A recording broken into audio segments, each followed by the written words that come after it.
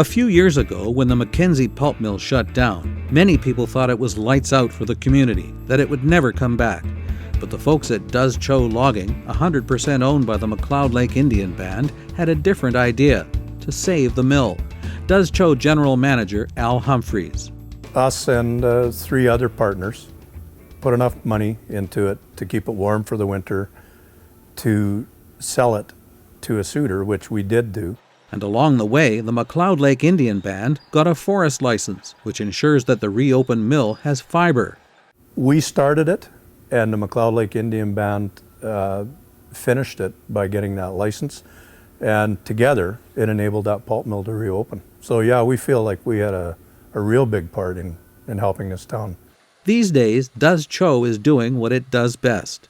Right from stump to dump. We cut the tree down, we process it to the requirements of the mills, and we load it and haul it to the mills. We also manage the traffic department at Mackenzie Pulp, which is feeding the chip and the hog pile.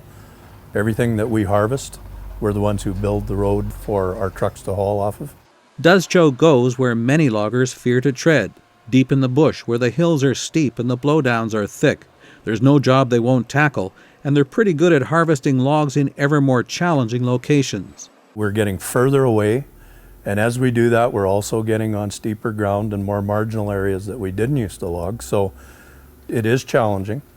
They're more broken ground and uglier wood, but we love a challenge. That's what Does Cho Logging is all about. That's what we've always been about.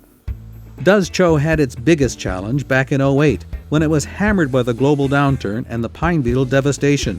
Their cut dropped from 1 million cubic feet a year to a fraction of that. They had to lay off employees and cut costs to the bone.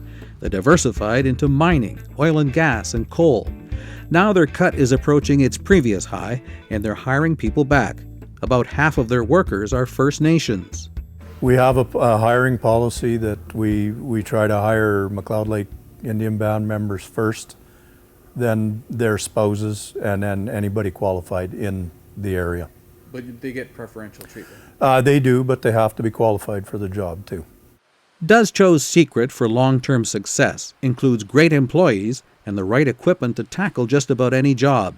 But perhaps paramount is leadership. That was on display when Does Cho took on the challenge of saving the pulp mill and the town.